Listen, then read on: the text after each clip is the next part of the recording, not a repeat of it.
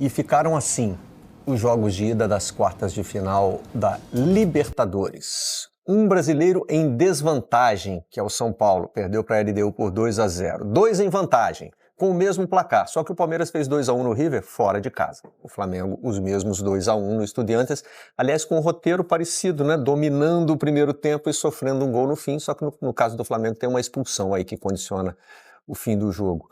E no confronto entre clubes argentinos, o Racing venceu fora de casa, no momento em que o Vélez, né, era apontado como um time superior. Esse é um resultado, talvez seja o resultado mais surpreendente aí, né? Tem uma expulsão também que desequilibra muito a partida no primeiro tempo. É verdade. Essa sem nenhuma polêmica. Expulsão justa. Essa realmente condiciona, porque tem muito tempo de bola rolando ainda, né? E o Vélez era melhor em campo até a expulsão. No caso do São Paulo, vamos falar daqui a pouquinho sobre os impactos da altitude. No caso do Flamengo, eu prometo não fazer nenhum jogo de palavras com atitude, mas esse tudo em aberto aí, claro que tem a ver com o gol do Estudiantes, que agora, né, leva uma desvantagem mínima para casa. Se vencer, já leva o jogo no mínimo para os pênaltis, né? Embora o Flamengo tenha demonstrado uma superioridade técnica sobre o adversário. Mas o ritmo cai no segundo tempo, né?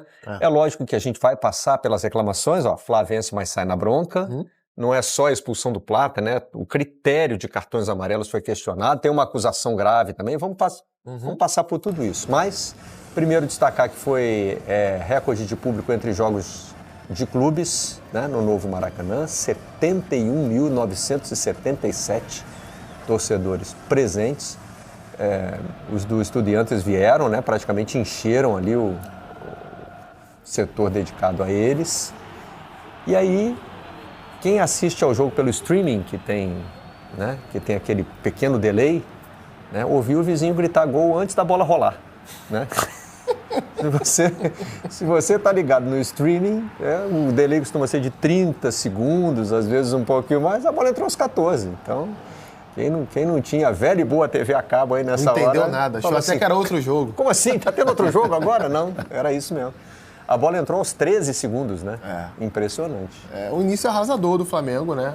A gente acompanhou ontem a produtividade do Flamengo no primeiro tempo, ela foi impressionante de fato, porque assim, a gente está falando de uma equipe adversária que, óbvio, é inferior tecnicamente, todo mundo sabe disso, mas é um time que chegou nas quartas de final de uma Libertadores, é uma equipe que eliminou outros adversários, já tinha vindo ao Rio de Janeiro fazer um jogo ali contra o Botafogo que começou levando um gol também no primeiro tempo, né? Até levando um 2-0 no primeiro tempo, depois empata o jogo, o Botafogo faz o terceiro gol, venceu o Botafogo em casa. Então, não é um time qualquer, né? Mesmo sendo inferior ao Flamengo.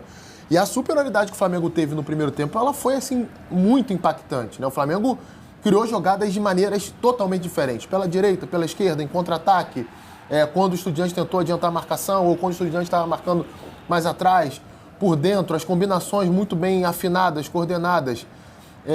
Faz o 2-0 com 8 minutos, é muito precoce o 2-0, o que passou a impressão, não sei se você concorda, Charles, de que seria um Flamengo e Vitória de novo. Eu fiquei olhando o jogo e me lembrou, pelo menos até os 20, 25, aquela partida.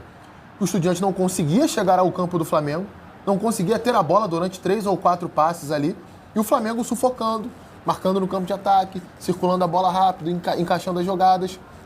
Eu acho assim, é natural que em algum momento essa condição não permaneça. É humanamente impossível você fazer isso durante o tempo inteiro. O jogo com o Vitória, ele tem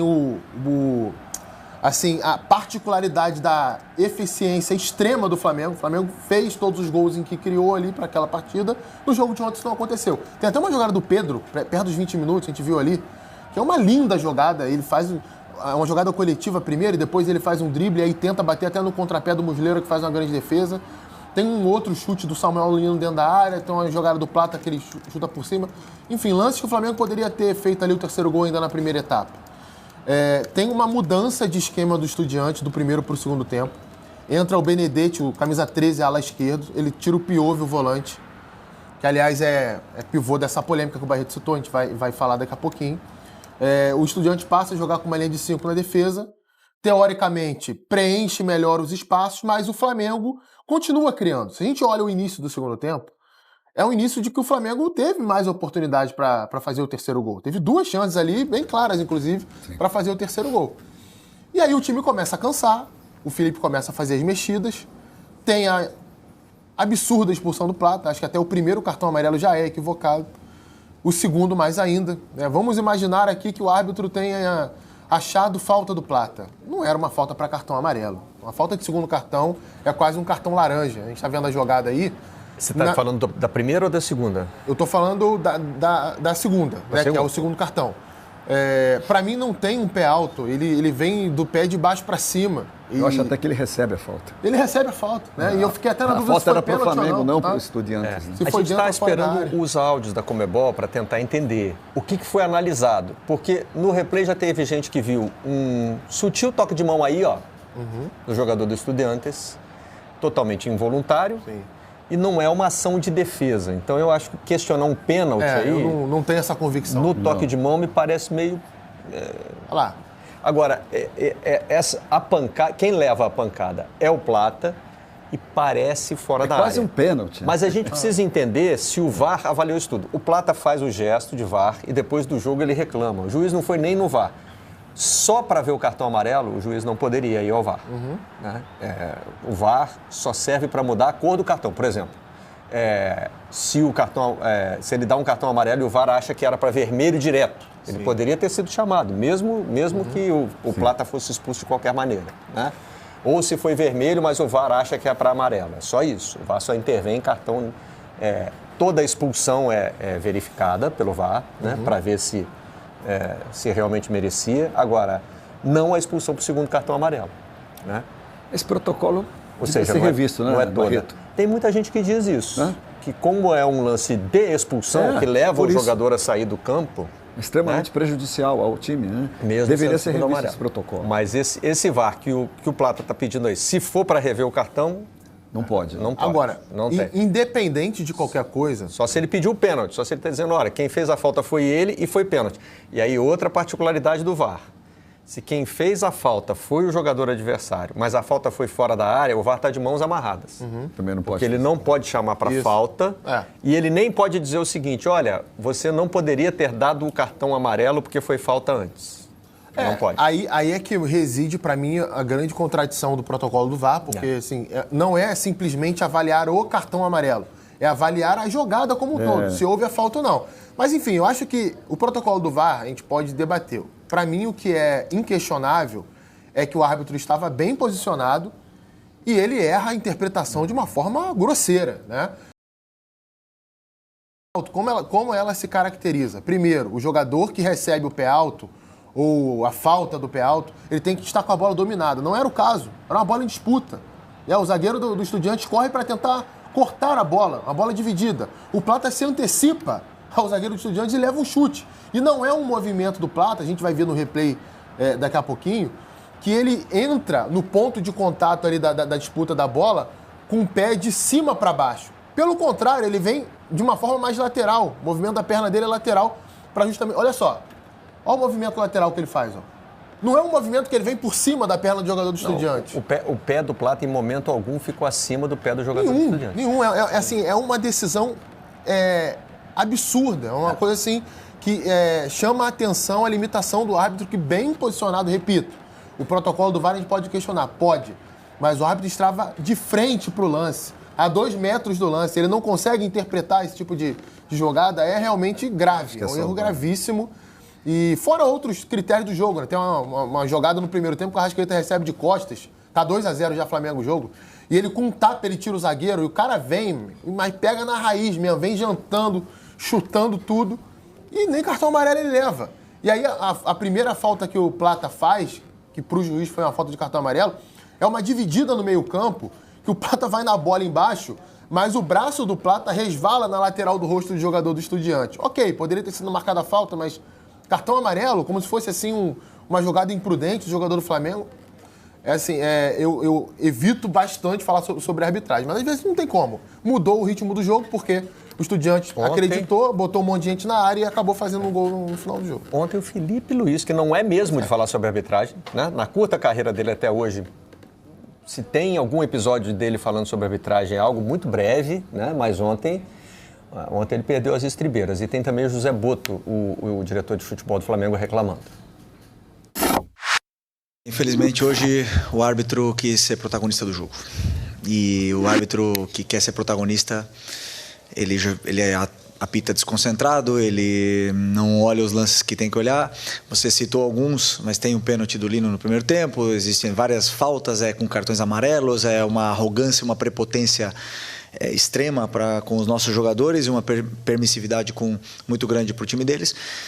E essa arrogância, essa prepotência do senhor Andrés leva com que várias famílias hoje saiam daqui prejudicadas, né?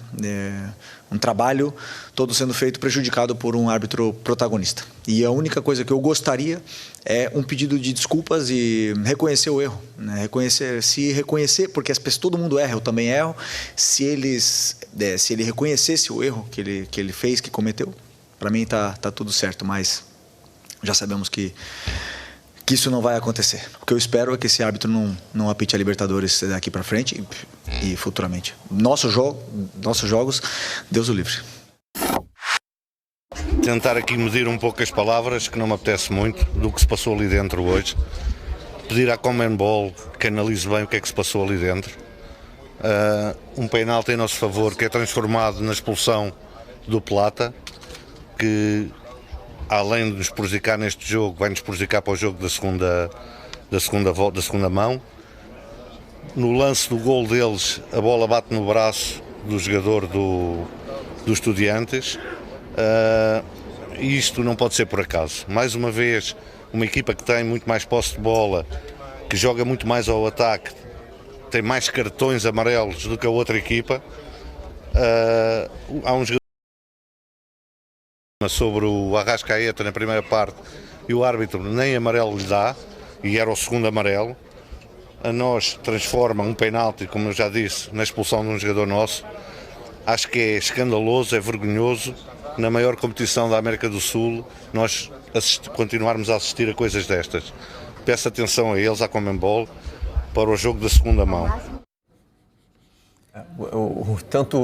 O Felipe Luiz não quer que o árbitro apite mais Libertadores, né? E não só jogo do Flamengo.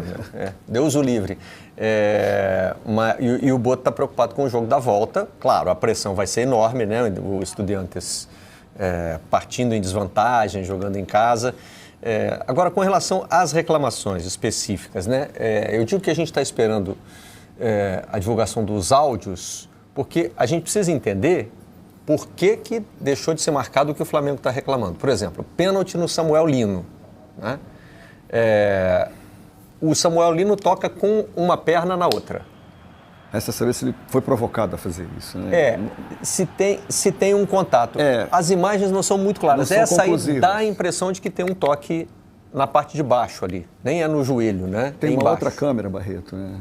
Que essa vou partida aproveitar. Não pertence ao Sport TV, Isso, né? isso. Então a gente só não tem acesso a todas as câmeras. Fazer esse disclaimer, né? A gente não recebe todas as imagens, a gente não transmitiu o jogo. Então... Mas tem uma outra câmera que filma essa jogada que não é essa, que eu achei que o Lino ia levar um cartão amarelo ou ser expulso, assim, como simulação, entendeu? Eu não sei se ele já tinha o cartão amarelo. Aí parece que tem um toquezinho, mas sem a gente conseguir entender se foi dentro ou fora da área. Precisa ver o seguinte, o VAR avaliou se houve ou se não houve falta. O VAR avaliou se foi dentro ou fora da área. Esse lance foi revisado. Foi revisado. Foi revisado. Né? Porque é um lance de possível pênalti. Sim. Né? O juiz segura uma cobrança de lateral, não é? Isso. Depois.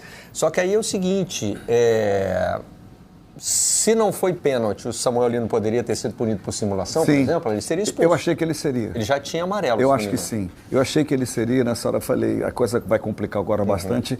E o juiz mandou a partida seguir. Estranhei exatamente por isso. Bom, então se não é pênalti, é simulação, né?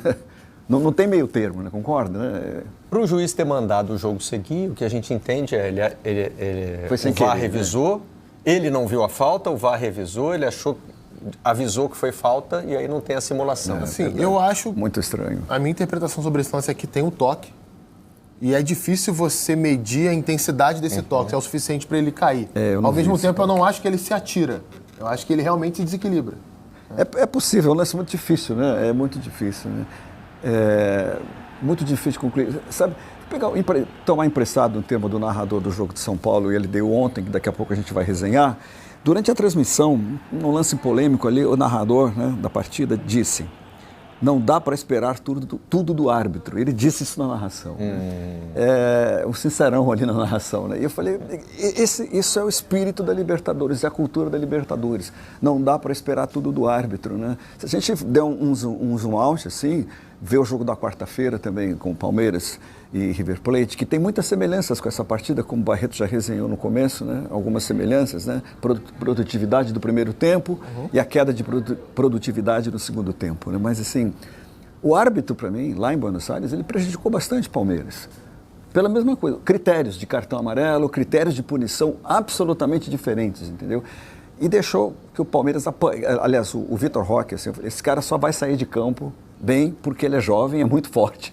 Porque ele foi perseguido em campo, o juiz nada fez. Antes, né? O juiz nada fez. Então, ontem, de novo, um pouco frustrante, eu diria, assim, a gente vê esses árbitros todos atuando dessa forma. Não dá para dizer que é só incompetência, eu não diria isso. Porque, assim, é incompetência ou interessa que o árbitro se comporte dessa forma? É uma colocação que eu jogo aqui, uma reflexão que vem de anos, isso não é novidade, né? É uma boa reflexão. Isso. Por que os árbitros se comportam assim? É simplesmente tecnicamente o problema ou algo mais? Ou interessa que eles apitem dessa forma? Né? E também não acho que a gente pode defender aqui a ideia, só para completar a ideia, o argumento. Não vou me vitimizar. Os árbitros apitam assim contra as equipes brasileiras. Eu não diria isso não dá para comprovar. Mas em alguns casos que é esquisito, como foi. Até porque a gente tem que ver qual é a reação dos times de outros países quando os árbitros brasileiros apitam os jogos deles. Então não vamos ter uma visão semelhante. Não é isso, mas assim. O Felipe Luiz acusou o árbitro de querer ser protagonista. Querer, né? Sim. Em outras palavras, estava querendo aparecer. Mas o Flamengo perdeu esse gol aí. Sim. O Flamengo perdeu o ritmo no segundo tempo. O Flamengo tem participação também. Não dá para botar tudo na conta do árbitro. Tudo na conta do árbitro? Não, ao contrário. Acho que, perdão, é um elemento importante, mas não é só isso. Lógico. Até porque é um elemento importante não só nos lances capitais. Às vezes o árbitro com essa questão aí de critério, ele pode enervar os jogadores, ele pode diminuir o ritmo da partida. Tem várias outras áreas de influência no jogo. Mas se você pega um recorte do primeiro tempo, nos nossos melhores momentos, o Estudiantes, quando chega, é sem perigo nenhum. Não. O Rossi não viu nenhuma jogada de perigo no primeiro tempo. Uma coisa interessante que eu queria pontuar aqui, depois da resenha que o Coutinho fez, Barreto, assim, apesar do Arrascaeta ontem não estar inspirado, ele não jogou o que ele sempre joga, o que a gente está acostumado, né? Não diria que ele jogou mal, mas ele não jogou o que ele sempre joga, né? O Flamengo amassou os Estudiantes no primeiro tempo. Poderia ter saído com um placar de 3, fácil, né? Ou até 4. Que a gente acabou de ver o gol que o Pedro perdeu aqui, e outras chances também que o Flamengo perdeu. Aí, essa queda de produção no segundo tempo, né, ao que se deve, né? Acho que é uma coisa também a refletir aqui. É cansaço, o cansaço tira a concentração do jogador, tira foco, tira sim, né? O cansaço, assim. Não dá para manter esse ritmo os 90 minutos, concordo com você, Coutinho, talvez não seja possível, né? Acho que talvez o clube que melhor resolveu essa questão de intensidade de preparação física no futebol hoje ainda é o City, do Guardiola, que sabia manter um time em intensidade quase que 90 minutos, naquela pressão, né? O Palmeiras fez isso lá em Buenos Aires e o Flamengo fez isso ontem aqui no Maracanã. E o segundo tempo, como a gente viu, tem uma queda de produção brutal, o Estudiantes melhora e aí acontece aquilo que a gente vai ver e viu, né? Só para lembrar que o Boto reclama também, no trecho que a gente mostrou aí, desse toque de mão, né? Eu não consegui concluir que há esse toque de mão. Em alguns ângulos parece que há, em outros parece que a bola pega nas costas. Tem muita gente compartilhando o frame com qualidade duvidosa na internet, não dá pra gente se pontuar nisso, né? Uma coisa... E o toque de mão tem que ter influência direta na jogada, né? Ou é o próprio gol, ou, por exemplo, o jogador ajeita a bola com a mão e ele mesmo faz o gol. Nesse caso aí... Mais uma vez, né? A imagem não é conclusiva, Barreto. Mais uma vez a gente precisa do VAR. Olha só, você consegue concluir que a bola pegou no braço? É que acaba virando a assistência para o gol, né? Isso. Então talvez seja uma... Ó, nesse lance aí parece que é nas costas. Parece que pega aqui deltoide, acho que chama esse músculo que tem aqui atrás do ombro. É estranho, vamos combinar, né? Sem querer puxar para o nosso lado aqui, mas o Boto tem razão, né? Lá naquela declaração, sim. De reclamar sobre isso, né? De se queixar sobre isso. Só queria concluir uma coisa, é que essa queda de produção do Flamengo, ele permite uma coisa que é muito perigosa jogando contra times argentinos, né? Que eu notei aqui, que é de passes certos, de toque de bola rápido, de muita intensidade, de muita entrega, aquela gana argentina, aquela raça argentina que a gente já está acostumado a ver, que não desiste nem no vestiário, nem o jogo acabou, no vestiário continua. É impressionante. Então, ontem, na transmissão, eu não estava no Maracanã, estava acompanhando pela TV, dava para ver assim, eu falei, do segundo tempo para frente, com a expulsão do La Plata, né? La Plata não, do Plata. O Plata que não vai La Plata é outra coisa. La Plata é onde o Flamengo vai jogar. Plata não vai a La Plata. O Plata não vai jogar em La Plata, exatamente. Mas assim, dava para perceber, eu falei assim para minha filha, o Flamengo vai levar um gol daqui a pouco. O Flamengo vai levar um gol agora. Levou no final do jogo, né? Porque ele permitiu esse jeito argentino de jogar, que é muito difícil jogar quando encaixa o River, ou Estudiantes, esse jeito rápido de deslocamento, de entrega, de muita certeza no passe, assim, deu no que deu, né? Levou um gol aos 90, né? Foi isso, 90, 91. Foi 90 minutos. Então, eu acho que essa queda aqui, que a gente pode, acho que dá para aprofundar um pouquinho mais nela, para mim, tá? Tem vários motivos diferentes, né? Primeiro, o Flamengo tinha um jogo totalmente sob controle. Estava na mão o jogo. É natural, né? E isso aí é da vida, de qualquer profissão, sei lá, de qualquer ramo de atividade. Quando você tem a situação controlada, automaticamente o seu nível de concentração acaba caindo um pouquinho mais. Então, os erros, eles podem acontecer, como aconteceram erros de finalização, de escolhas de jogada ali. Esse é o primeiro ponto. Segundo ponto, para mim, a queda no segundo tempo física, de Pedro e Arrascaeta, principalmente. O Flamengo é um time que tem como base do seu jogo muito a pressão na saída de bola adversária, a reação rápida ao perder a bola na frente. Tempo. Isso não aconteceu no segundo tempo. Sim. E o próprio Felipe cita isso na entrevista, né? Quando ele fala que ele foi muito questionado sobre a ausência do Carrascal em campo, que seria o substituto do Arrascaeta, e ele dá uma justificativa que eu concordo totalmente com ele. Não, eu queria que o meu time retomasse a capacidade de pressionar na frente. E o Carrascal não é esse jogador. Então o que ele faz? Ele coloca o Plata, que ainda tinha gás em campo, e o Bruno Henrique lado a lado, né? A gente vai ver as substituições aí, para fazer essa primeira pressão. O Luiz Araújo pelo lado direito, fazendo essa primeira pressão também. Olha as mexidas aí. Primeiro ele tira o Saul, coloca o Alan, que é uma manutenção física no meio campo. Não funciona, porque assim, a diferença é muito grande ali, tecnicamente falando, e de momento também. Luiz Araújo no Arrascaeta, o Plata vem para dentro, o Luiz Araújo por fora. Bruno Henrique no Pedro. Você tem um jogador de maior aptidão para pressionar e mais velocidade. E aí, no final, já sem o Plata, ele coloca o Danilo no lugar do Samuel Lino. E eu vi até muita gente também questionando essa mexida. As últimas fotos estão invertidas ali, né? Entrou o Danilo e saiu o Samuel Lino. A questão, Barreto, é o seguinte. Pouca gente lembra disso. Flamengo e Corinthians na Neoquímica Arena. Flamengo perde, o Bruno Henrique expulso no primeiro tempo. O Felipe Luiz faz exatamente o mesmo movimento. Então, assim, eu não discordo da substituição, principalmente porque Estudiantes tinha Carrilho, que fez o gol de cabeça, e Alário, que é um outro centroavante dentro da área para finalizar. Ainda colocou mais um atacante ainda, que é bom de bola aérea também, Pérez, se eu não estou enganado, que entrou ali no finalzinho do jogo. Então, o Flamengo tinha que igualar. Não funcionou, porque a bola bate nas costas do cara e sobra pro outro fazer o gol. Então, assim, tem coisas que não dá pra você ter o domínio total do jogo. Mas tem substituição antes da expulsão, né? Tem 3 antes. Essa do Arrascaeta, né? Nesse momento o Flamengo não perde poder de criação? Então, eu acho que... A ideia talvez seja ganhar mais fisicamente. Mas já não tinha perdido antes? Eu acho que se você volta ali... Pega o jogo até os 15 do segundo tempo, o Flamengo ainda estava chegando. Dos 15 aos 25, 30, vai? Eu não lembro exatamente o minuto. Saída do Saul, né? Já faz isso mudar muito. E o Saul se senta no campo antes de sair, talvez. Talvez seja um problema físico. Alegou cansaço depois. Assim. O que a transmissão disse. Né? É porque... O Flamengo já não tinha o Jorginho para essa partida. Está trabalhando para ter no jogo da volta. Né?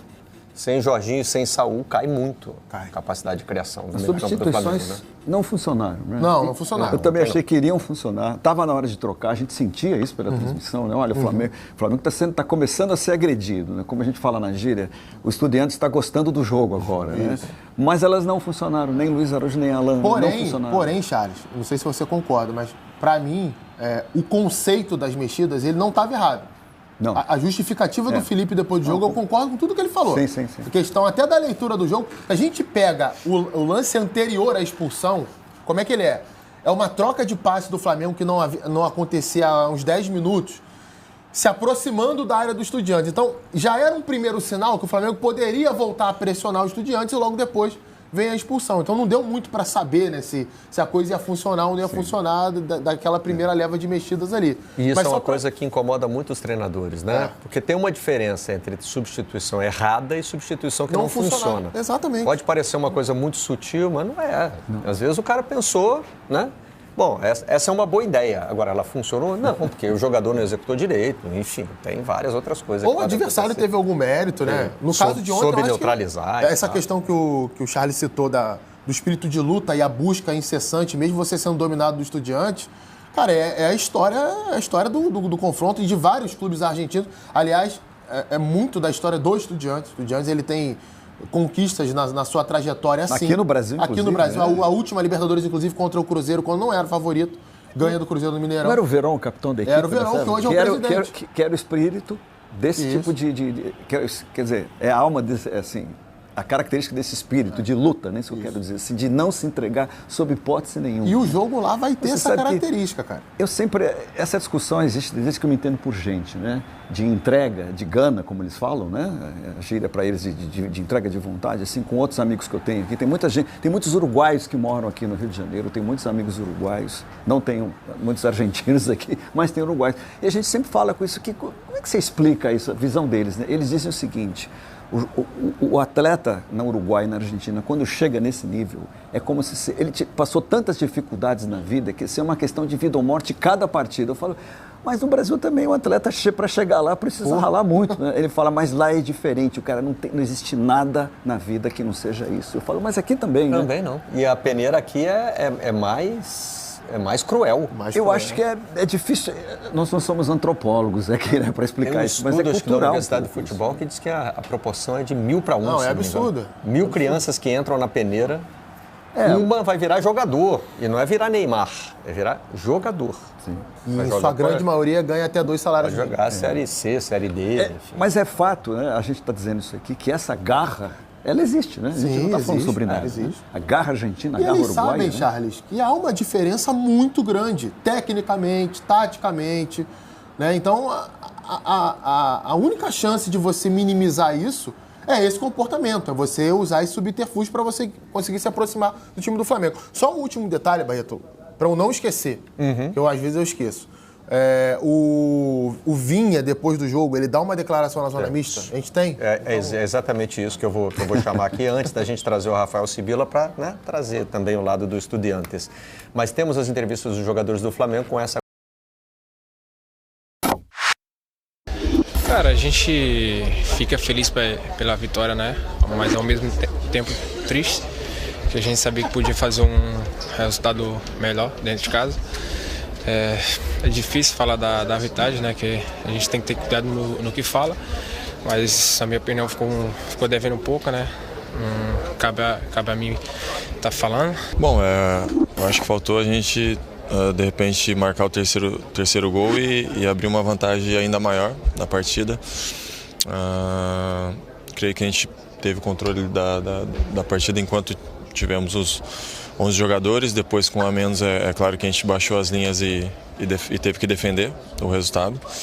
E no jogo de quartas de final de Libertadores a gente sabe que do outro lado tem um adversário muito grande e muito forte também, que vai tentar fazer o gol, e numa jogada ali de cruzamento, que a gente sabia que era um ponto forte deles, eles tiveram facilidade. Bem, a gente começou rápido o jogo fazendo 2 gols, aí acho que tínhamos controle do jogo até o segundo amarelo que Gonça levou, mas são coisas que acontecem. Muitas vezes Ninguém controla como a arbitragem define as situações. Tinha sido o primeiro amarelo, acho que nem foi falta no segundo. O Plata que leva chutão no pé, mas são decisões da arbitragem. Obviamente a gente fica sai um pouco insatisfeita pelo resultado. Gonça, quando ele fala no começo, é o Plata, né? Gonçalo Plata. Depois ele chama de Plata mesmo, o Rossi. E eu peço desculpas, porque nós não tínhamos o Vinha na série de entrevistas da Zona Mista, né? Ali onde os jogadores encontram os jornalistas. Mas foi justamente aí que o Vinha fez essa acusação de que o quarto árbitro teria sugerido ao técnico do Estudiantes substituir um jogador. O Piove, que inclusive foi sacado no intervalo. Porque ele estava pegando muito forte, né? Essa teria sido E é a o jogador frase envolvido, inclusive, no lance do suposto pênalti no Plata. É o jogador que dá, enfim, para mim, há um toque, e aí a interpretação do pênalti é a força desse toque. Do Plata não, do Lino, do Lino, caso, perdão. Né? Do Lino, exatamente. E até, por que eu citei o Vinha? Porque, às vezes, né, com a confusão dos idiomas ali, o barulho da torcida, se tem a sensação de que você, às vezes, ouviu algo que não ouviu porque você não domina perfeitamente o espanhol. E não o Vinha cita. Não é o caso. Não, eu falo espanhol, eu entendo perfeitamente o espanhol. E eu ouvi nitidamente ele falando. Então, assim, é claro que não há como comprovar isso, a não ser que dentro do circuito interno da arbitragem ali, né, se é gravado, se é, enfim, full time o que eles falam ali, ou se há algum microfone para liberar, né, a comunicação interna, que você pegue isso, porque se realmente isso aconteceu, é gravíssimo. Não pode acontecer. Só dando nome aos bois aqui, né, para quem está nos assistindo, o árbitro colombiano é o senhor André Rojas. É isso. E a conversa teria sido com o quarto árbitro, né? E aí não tem nenhuma imagem que... não tem como comprovar. É a versão dos jogadores do Flamengo. Como você está dizendo, só se na comunicação ali, se puder, como você disse, pegar o áudio. Mas aí tem que ter muita vontade de investigar. Muita vontade, e a Conmebol não vai ter essa vontade. Vamos combinar que não vai ter, né? Tem uma jurisprudência que o Flamengo enxerga no caso da expulsão do Plata, que envolve uma expulsão que o Dedé, ex-zagueiro do Cruzeiro e do Vasco, teve contra o Boca Juniors em 2018, que ele foi expulso de uma forma, semifinal da Libertadores, foi expulso de uma forma absurda também. E depois... Mas ali foi expulsão direta, não foi? Ou era segundo cartão também? Confesso que eu não lembro.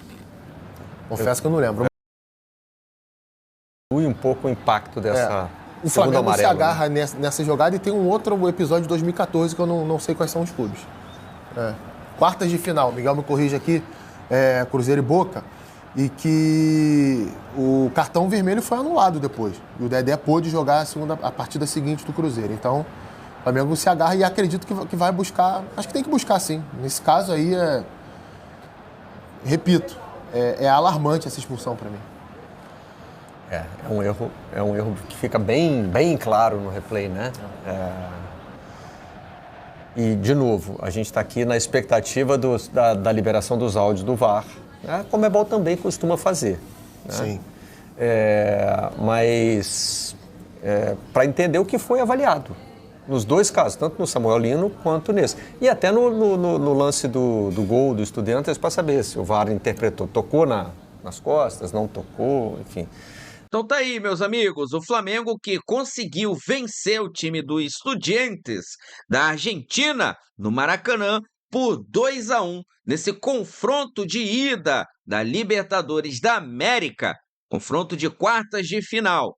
A arbitragem, né, desse jogo foi simplesmente desastrosa, expulsando o Gonzalo Plata de forma vexatória, né? Uma expulsão ali realmente inexistente. Foi um absurdo que nós vimos esse árbitro fazer no Maracanã. Mas o confronto ainda está aberto e acredito que o Flamengo tem time para chegar na Argentina e vencer também o segundo jogo. Vou deixar aqui os créditos para o canal do Sport TV. O link deles se encontra na descrição do vídeo como forma de crédito. Vou pedir a você que não é inscrito para se inscrever no canal, ativar o sino e deixar o like. Daqui a pouco eu volto e trago mais novidades para vocês aqui. Afinal de contas, vencemos. Isso aqui é nossa paixão. Isso aqui é nosso amor. Fui, nação!